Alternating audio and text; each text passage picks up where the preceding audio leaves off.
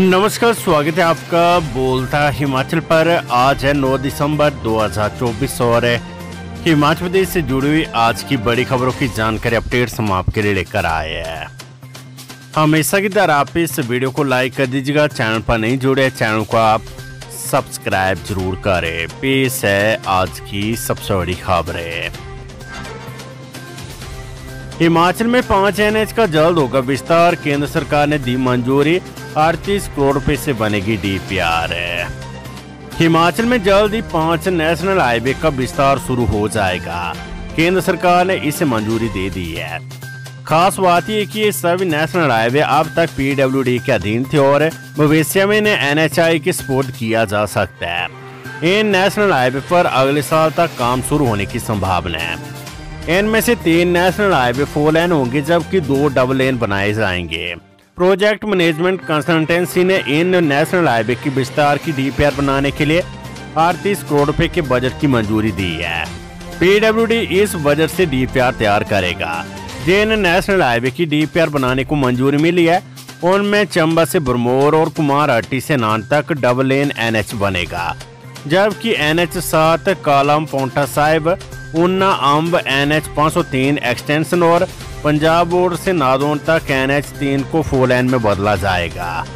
इन 5 national highway के double और 4 लेन में होने से इन क्षेत्रों में लोगों को जाम से मुक्ति मिलेगी। सड़क हादसे की आशंकाएं कम होगी और कम समय में सफर पूरा हो सकेगा। तपोवन विधानसभा में पहली बार खाली रहेंगे CPS के कमरे। तपोवन विधानसभा भवन में 18 दिसंबर से प्रस्तावित शीतकालीन सत्र के दौरान इस बार मुख्य संसदीय सचिवों के कमरे खाली रहेंगे। हिमाचल प्रदेश विधानसभा के शीतकालीन सत्र के लिए आ रही सरकार के स्वागत के लिए तैयारियां युद्ध स्तर पर चली है, लेकिन इस बार ऐसा पहली बार होगा जब विधानसभा परिसर में स्थापित मंत्रियों व CPS के कमरों में से CPS के कमरे खाली रहेंगे। मंत्रियों के कमरे को सजाने के लिए लोक निर्माण विभाग के कर्मी जुटे हुए हैं। मंत्रियों के कमरे में कोई कमी ना रहे, इसके लिए विभाग के वरिष्ठ अधिकारी भी नजर रख रहे हैं। प्रशासनिक अधिकारी तपोवन विधानसभा का दौरा कर तमाम तैयारियों की जांच कर रहे हैं। 190 उद्योगपतियों पर बढ़ेगा बिजली का बोझ, देना होगा पिछले महीने का एरियर। हिमाचल प्रदेश के ऐसे 190 उद्योगपतियों को इस बार बिजली का बिल बिना सब्सिडी के आएगा, जिनके उद्योगों में 100 किलोवाट से ज्यादा बिजली इस्तेमाल होती है। ऐसे बड़े उद्योगों की सब्सिडी को बंद कर दिया गया है, जिनको प्रति यूनिट 1 रुपए की सब्सिडी मिलती थी। अब इस बार उनको जो भी बिल आएगा वे बिना सब्सिडी के आएगा और इसके अलावा इन उद्योगपतियों को पिछले महीने का एरियर भी चुकता करना होगा। इस महीने आने वाले बिल में भी एरियर भी जोड़कर आएगा। सरकार ने 2-3 महीने पहले उनकी सब्सिडी को खत्म करने का निर्णय लिया था, मगर उसे लागू नहीं किया जा सका था क्योंकि उद्योगपति हाईकोर्ट चले गए थे और हाईकोर्ट ने इस पर रोक लगा दी थी। हालांकि बाद में हाईकोर्ट ने उनकी याचिका को खारिज करके सरकार के पक्ष में निर्णय लिया था। हिमाचल प्रदेश में सुख सरकार की कैबिनेट में शामिल होगा नया चेहरा। हिमाचल में नए वर्ष के साथ ही सुख सरकार की कैबिनेट का विस्तार भी कर दिया जाएगा। इसको लेकर मुख्यमंत्री ठाकुर सुखविंदर सिंह सुख को पूरा होमवर्क करने में जुटे हुए हैं और जल्द ही हाईकमान से चर्चा करने के उपरांत कैबिनेट में एक नए चेहरे को शामिल कर दिया जाएगा। जानकारी के अनुसार नव वर्ष की शुरुआत में मंत्रिमंडल विस्तार की रूपरेखा तैयार की गई है। वहीं कैबिनेट विस्तार होने के चलते 2 से 3 मंत्रियों के पोर्टफोलियो में भी बदलाव संभव है। देखा जाए तो वैधानिक नियमों के अनुसार प्रदेश कैबिनेट में मुख्यमंत्री सहित 12 सदस्य बनाए जा सकते हैं। मुख्यमंत्री सुख ने पहले मंत्री के 3 पद खाली रखे थे, जिनमें से कुछ माह पूर्व राजेश धर्मानी और यादवेंद्र गोमा को मंत्री बनाकर 2 पद भर लिए गए, जबकि अभी भी एक मंत्री का पद भरा जाना शेष है। इसी पर कुछ विधायकों की नजरें लंबे समय से टिकी हुई है। इसके तहत कोई वरिष्ठता की पात्रता का हवाला देकर अपने को मंत्री पद का सशक्त दावेदार बता रहा है, तो कोई जातीय और क्षेत्रीय संतुलन से मंत्री पद मिलने की आस लगाए हुए है। मंत्रिमंडल विस्तार के बीच एक मंत्री को ड्रॉप करने की चर्चा भी जोर पकड़े हुए है। हालांकि अभी ना तो मुख्यमंत्री ने ऐसे कोई संकेत दिए और न ही हाईकमान से अभी कोई आदेश जारी हुए हैं। ऐसे में देखना होगा कि आगामी दिनों में क्या उभर कर सामने आता है। 24 वोल्वो 100 मिनी बसें खरीदेगी सरकार। HRDC ने जारी किए टेंडर, नए साल में आएगी गाड़ियां।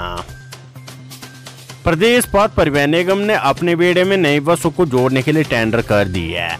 एक तरफ जहां निगम 24 वोल्वो बसें खरीदने की तैयारी में है, तो वहीं दूसरी तरफ 100 मिनी बसें भी खरीदी जाएगी। इसके लिए टेंडर कर दिए गए और नए साल में जनवरी महीने में निगम को ये बसें मिल जाएगी। इसके बाद निगम 250 डीजल बसों की खरीद करेगा। अभी निगम के पास इलेक्ट्रिक बसें नहीं आ रही है, जिसमें 1 साल लगेगा। HRDC ने इन बसों के लिए अभी टेंडर अवार्ड नहीं की है। कंपनी के साथ नेगोशिएशन चल रही है, इससे पहले उसे दूसरी बसों की जरूरत है। नए साल में HRDC की बेड़े में 24 वोल्वो सुपर लग्जरी व 100 मिनी मीडी बसें शामिल होगी।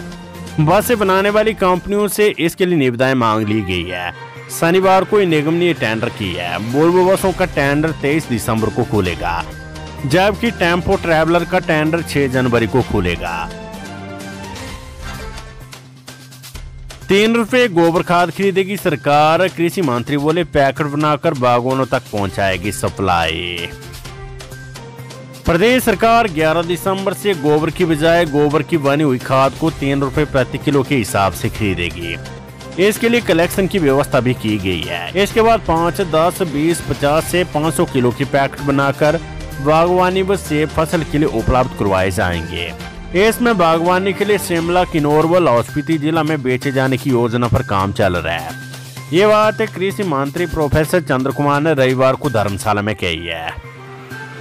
कृषि मंत्री ने कहा कि 11 दिसंबर को प्रदेश सरकार कोई जश्न मनाने नहीं जा रही है, बल्कि अपने 2 वर्ष की उपलब्धियों व गतिविधियों को जनता के सामने रखने के लिए कार्यक्रम आयोजित कर रही है।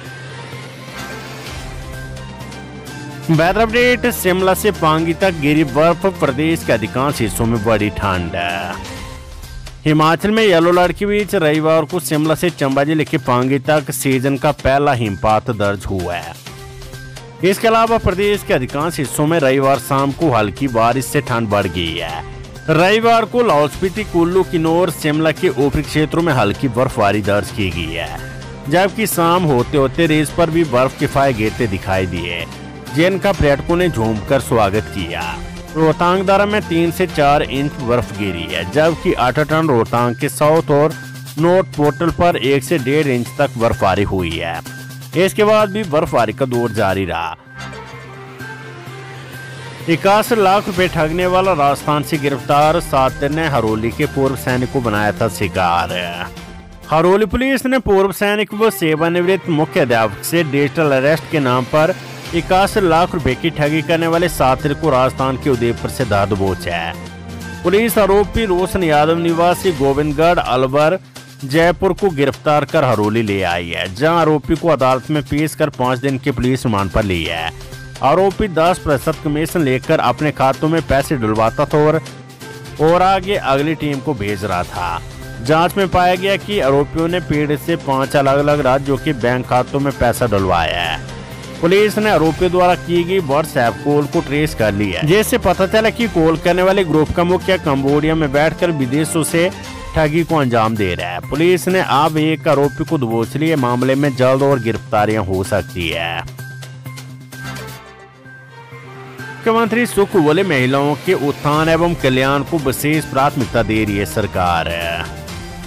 राज्य सरकार महिलाओं के उत्थान एवं कल्याण को विशेष प्राथमिकता प्रदान कर रही है तथा पिछले 2 वर्षों में अनेक कल्याणकारी योजनाएं आरंभ की गई है। आज बेटियों में आत्मविश्वास बढ़ा है, जो हमारे समाज की बदलती सोच को प्रतिबिंबित करता है। ये बात मुख्यमंत्री सुख ने रविवार को शिमला में एक कार्यक्रम के दौरान कही है। राष्ट्र मंत्री जगत सिंह नेगी बोले आपदा प्रभावितों के लिए लागू होगी भूमि तबादला नीति। हिमाचल प्रदेश में प्राकृतिक आपदा प्रभावितों के लिए भूमि तबादला नीति लागू होगी। विधानसभा के आगामी शीतकालीन सत्र में वन संरक्षण कानून के तहत प्रदेश सरकार प्रस्ताव लाएगी और इसे केंद्र सरकार को भेजा जाएगा। हिमाचल किसान सभा और सेब उत्पादक संघ की मांग पर राष्ट्र मंत्री जगत सिंह नेगी ने इसको लेकर आश्वासन दिया है। हिमाचल में भाजपा के मंडल 74 से बढ़कर हुए 171। भाजपा प्रदेश अध्यक्ष ने की आधिकारिक घोषणा।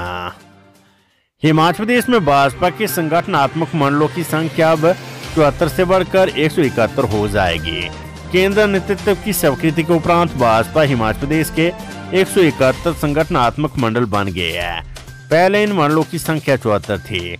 भाजपा प्रदेश अध्यक्ष ने घोषणा करते हुए बताया कि हिमाचल प्रदेश में चुनाव अधिकारी के रूप में सांसद डॉक्टर राजीव भारद्वाज कार्य कर रही है और एक पुनर्सीमांकन समिति का गठन किया गया था, जिसके अंतर्गत प्रदेश महामंत्री लोक कपूर की अध्यक्षता में यह कार्य संपन्न हुआ। बिंदल ने बताया कि हिमाचल प्रदेश में भाजपा के 17 संगठनात्मक जिले हैं, जिसके अंतर्गत ये 171 संगठनात्मक मंडल कार्य करेंगे।